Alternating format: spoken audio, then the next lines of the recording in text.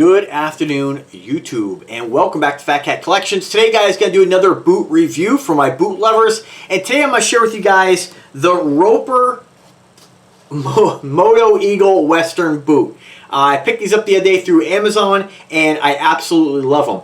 This is one of my two new boot additions. I actually picked up the Sidewinder Stings. Video on that, I don't know when it'll release, but as I always say, if you guys want to see the other boot reviews that I do, there is a playlist. Just go to Fat Cat Collections on YouTube, go to my playlist and look for boot reviews and you'll find them. So these have been on my list for a while. The price point on these is a little bit on the upper end for what I like to spend on a pair of boots. I generally like to go with about the $100 to $150 price range. These are about $220. Now, the reason I got these was because they did have these available on Amazon Prime Try Before You Buy. So I used my old technique to manipulate myself where I'm like, oh, I'm just going to put them on there. And if you guys don't know what Try Before You Buy is, basically you try before you buy. If it's available, if your size is available, the product's not on everything Amazon sells, it's on specific items. If you see it and it's available on there, they'll send it to you as part of the wardrobe. And then you have 7 days to decide whether or not you want to keep it or not. If you do keep it, you just select that in the box and click OK, and basically they'll charge the card on file. If not, if you don't end up wanting to keep it, you'll just basically put it back in the box and they give you the prepaid label with the package. So a really easy way to try things on at home and test things out, and that's how I manipulate myself into buying more stuff, because I'm like, I'm not going to keep them, I'm just going to try them. I just want to see what they look like.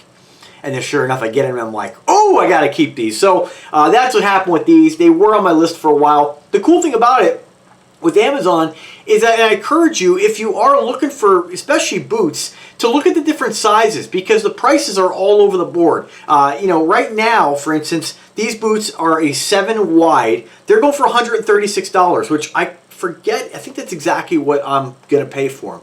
And that is Prime for returns, again, whether you buy them directly or you buy them through the wardrobe.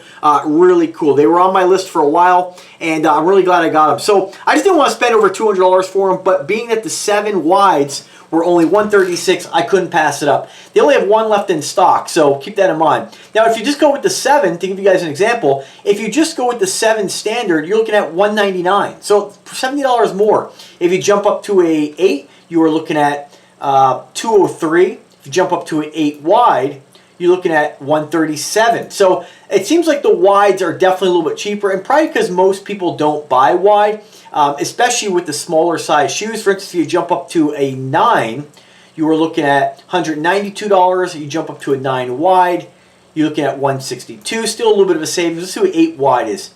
8 wide is $191, 8.5, $209. So not a huge price difference there. Jump all the way down to 7, $199 again, and 7 wide, $136. So again, look through there. The link up to these products is in the description of every single video, and usually the way you pop up on the top of the screen here, letting you guys know that that's the product link, and just click that and you can read more about them. So a little bit more about them. They're 100% leather, upper and lowers. I think I'm saying that right. You do have a concho strap that comes with the boot. Only downside to this concho strap, and this is the problem I have with a lot of companies, the consistency is not always there. On my very similar boots I did, the Sidewinder Stings, they're extremely similar. They have the exact same concho strap, but it's tighter. So unfortunately what they did here is they made this just too baggy, too loose. They should have tightened this up a little bit. So what I've done on one of these boots, I added an extra hole in the leather, burned it through with a hot nail, and took the rivet apart, the screw-in rivet, and allowed me to raise it up on one side. So the downside to that is that this flap kind of hangs a little bit lower, and I'll show you on the other boot. You can see it's starting to kind of head down into the center of the shoe there, underneath the shoe, where normally this was up a little bit. But I'd rather have that than having this part of the concho dragging on the ground. You can see with this one here, it's tucked up quite a bit higher. This one here is almost touching the ground. So if you wear these in the rain, you could eventually get that wet. It is leather, it's going to last, but just something to keep in mind. But also to keep in mind that eventually when this wears out, you can take it off, you just snip it off, and you just go get like a biker chain. You get them on AliExpress or eBay for about 10 bucks, and you can basically separate the chain and just, get a couple of them and just cut it down and add a concho chain, which to me I think looks better than the leather anyway, and I'll probably end up doing that that regardless, just for a little bit different, better look in my opinion. But overall, really nice quality boots. This is not my first pair of Roper boots. I absolutely love Roper. They are imported. It says made in Mexico. It says leather sole, shaft measures approximately 13 inches. Boot opening 14 inches, breathable leather lining. And I know this is kind of gross, I always say this, but the smell coming off the Roper boots is just, the leather is so rich. And anytime I wear these and I take them off and I come back into the room, you can just smell it. It makes the room smell like it reminds me of this Western shop I used to go to as a kid, and they had all leather the saddles and all the different Western wear, and it just has this rich, very nostalgic odor to me. So, and the great thing about leather, and this is what I love about cowboy boots, and not just cowboy boots, but leather boots in general, or any kind of shoes that are 100% leather, is that leather has natural antimicrobial properties. So they generally don't stink, which is pretty gross, I know, but you know, I've had vinyl shoes, faux leather, that they just don't breathe like leather does. And, you know, they just develop a terrible odor. I always recommend anytime you get a pair of shoes to go ahead and spend a little extra money, get an insole. It could just be a charcoal insole or, you know, an orthopedic insole, but that's going to help to trap some of your foot sweat and preserve the life of the shoe. So with these, I did I add anything in these? Yeah, these I did add some. These are post office approved, I forget where I got them, but they're like post office approved insoles. They're not like the Dr. Scholl's, they're not super thick, but I'd say they're about medium size sole. And the reason I put that size in here is because these boots without the insole were a little bit loose because of the 7.5 wides. Now, let's talk about sizing with Roper, because it's really all over the place. With Ropers, I have 7.5 regulars in pretty much the exact same shoe, different color, and they fit perfect, but they're extremely tight to get on. The ankle on them is just made a lot smaller than these. It's still the exact same boot. It's just the quality control and the consistency of manufacturing is just off. I probably should have sent them back and swapped them out, but I didn't know at the time until I got these. Now it's too late, and they're actually discontinued at the moment, or out of stock at the moment. So we'll see.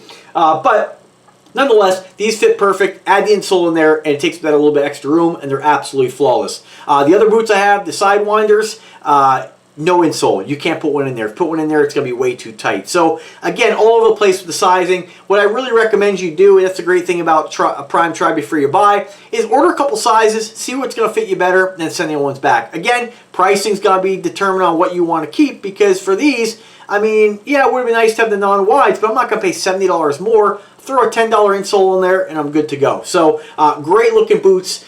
Another cool thing about these boots, these are kind of like what I call a hybrid, like Moto shoes. So it's like your standard like motorcycle riding boot, but they've kind of combined it with a work boot and a cowboy boot. You have that really nice aggressive tread, and if you live in an area that gets any kind of crummy weather, I'll tell you, trying to walk on snow or ice with a cowboy boot, I almost fell on my ass like 3 times when we had some recent snow. So this is nice. It's going to give you a nice tread, and you know it's got a rubber sole, so you're not going to have to worry about that the water or the poor weather, deteriorating the leather or causing any kind of problems. This is really nice for all weather. And I always recommend, if you do have some boots and you collect, to get some boots that are kind of more all-weather cowboy boots.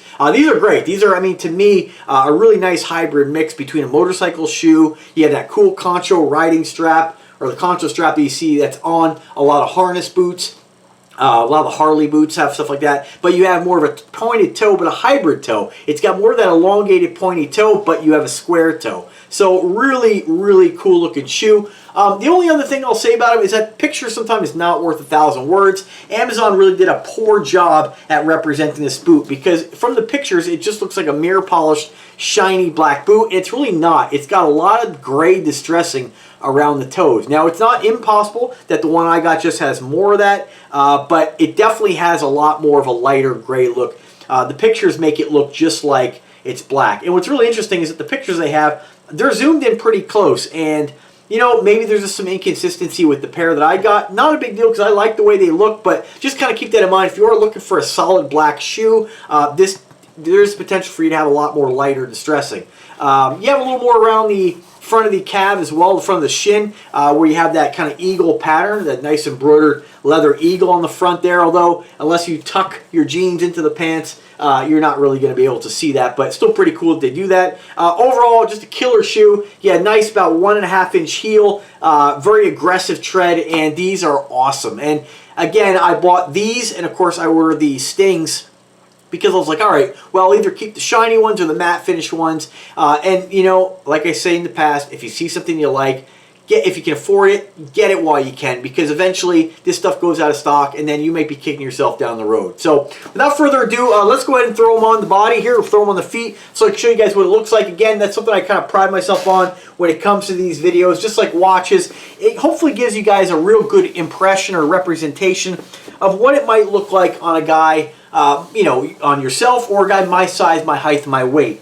Now again, I wear 7.5s, and what I also forgot to mention was, you know, with the sizes, remember a 7.5, any size, any half size, there's not much of a difference. I think you're only looking at maybe 1/4 inch. And really, that's not much of a difference, because a lot of times, especially with cowboy boots, some of the toes are longer. So if I go get a pair of my 7.5 Laredo boots, right? What pair? The 2 pairs that I have in that particular, I forget the model, but they really fit more like 8.5. The toe is longer. There's a lot more room in them as compared to something like this. So it's really just really hit or miss.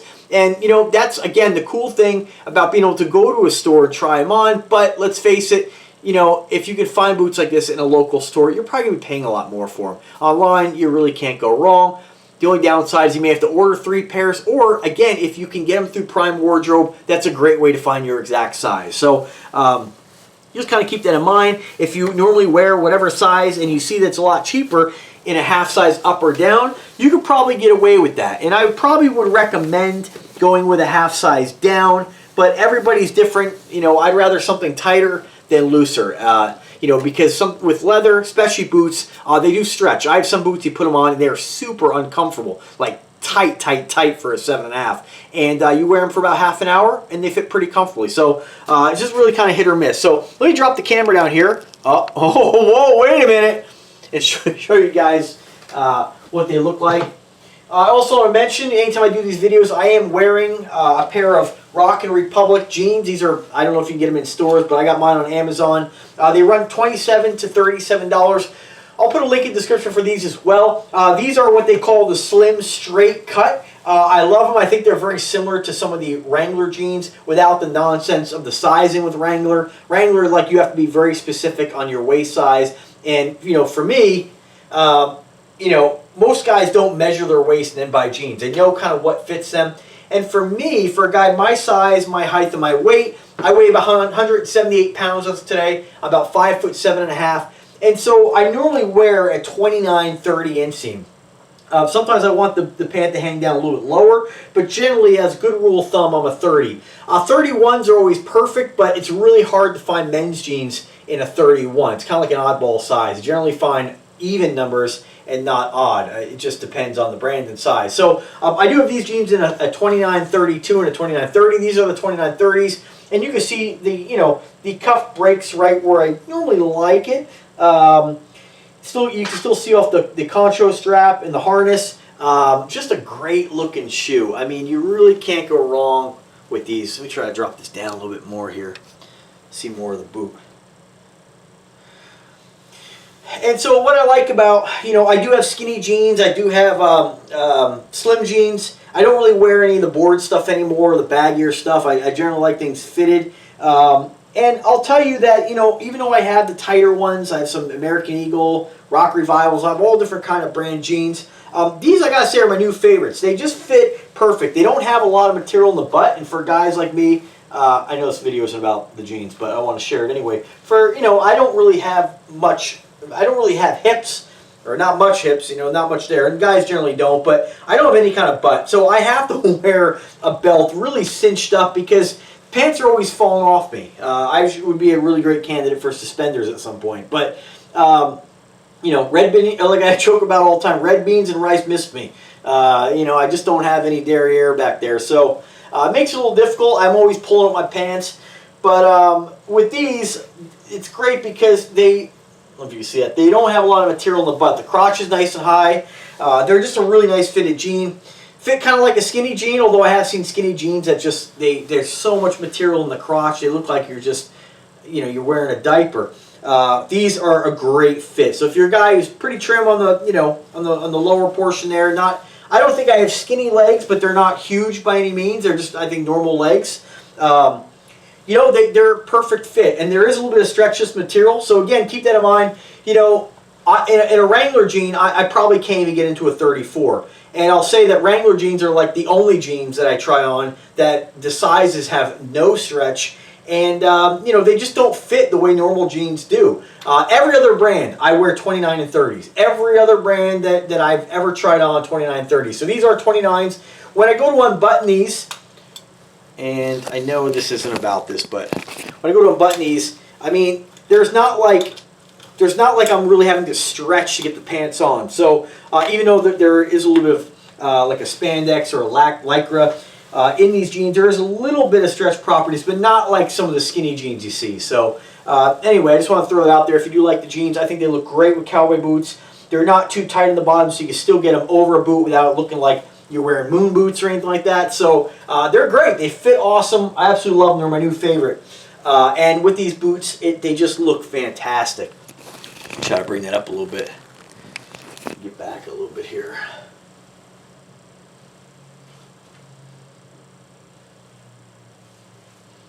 And you see that really aggressive tread. I mean, they're great. They're like, I think they're just multi-purpose boots. I mean, you can really use them for anything.